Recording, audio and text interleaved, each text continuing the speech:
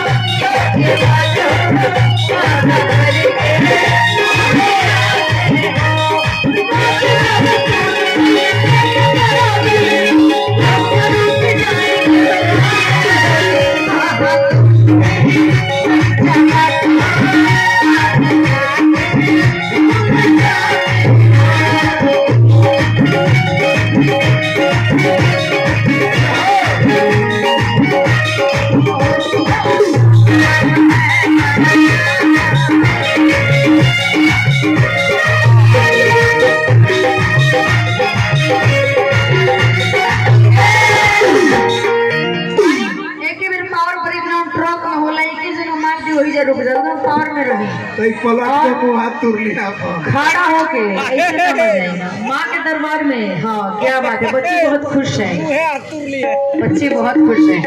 खड़े हो जाए। माँ के दरबार में वही खड़े होते हैं जिनको शौक होता है, जिनको जो मांगना होता है। कुछ अगर मांगना हो, अगर अच्छी बहू मांगनी हो तो खड़े हो जाना है, ना तो आजकल के आवतरी से नौकरी हो जाता है। तो खड़ा हो जाए के बाद झूम के समय से भाई खड़े हो जाइए। हाँ खड़े हो जाइए। आप तो मेरी बहुत अच्छी फ्रेंड बन गई है ना, तो खड़ा होना पड़ेगा। कहना है कि अरे ले लो सहारा ले लो सहारा। कहना है कि ओ हनुमान वीर बलवान कि तुमको पूजे कि सारा जमाना कि अरे महिमा है तेरी।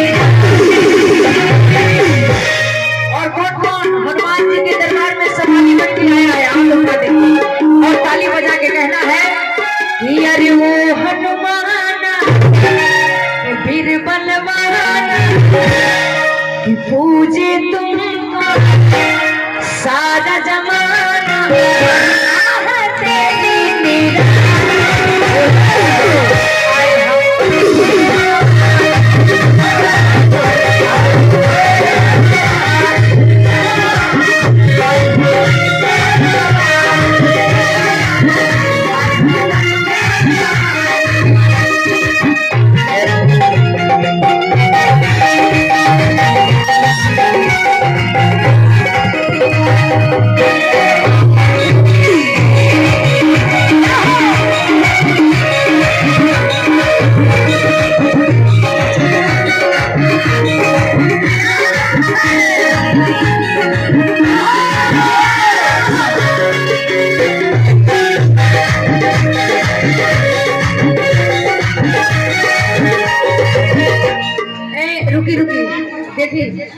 रात रानी रुके न गई, चल गई का सुबह जी। देखिए कुछ भी कहिए तो क्या है, कहना है एक बिहारी 100 पे भारी, एक बिहारी 100 पे भारी, और 2 बिहारी तो मारा मारी, और जहाँ जो 3 बिहारी तो सरकार हमारी।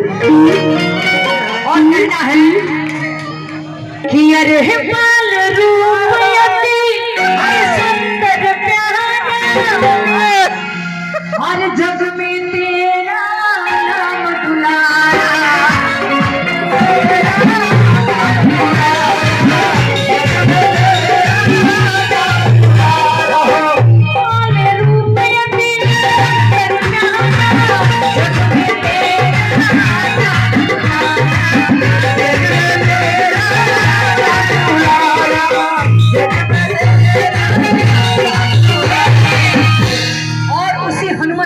कहते हैं कि राम दूत लिख बल था अंजन वन सुतना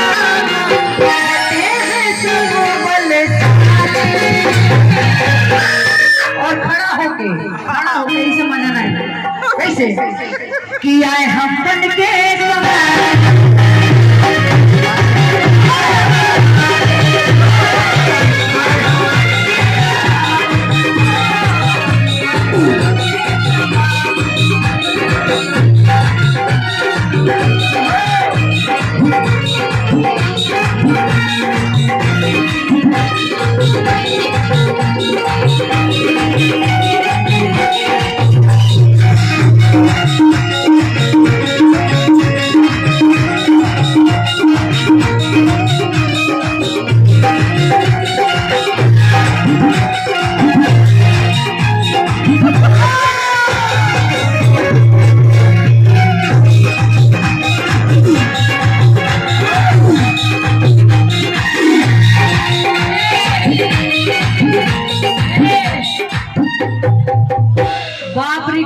दौरी करी हिया के बाद सब लोग दौरी करते हैं कि पूरा आटा पीस के दे क्या बात है, कलाकारी है, मानना पड़ेगा।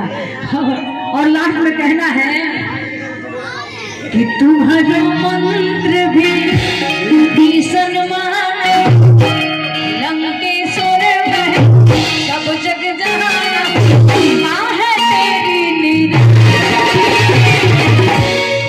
तो हाथ उठा लेना है और ताली के साथ क्या बात है। देखिए रौरा म्यूजिक से हमारी म्यूजिक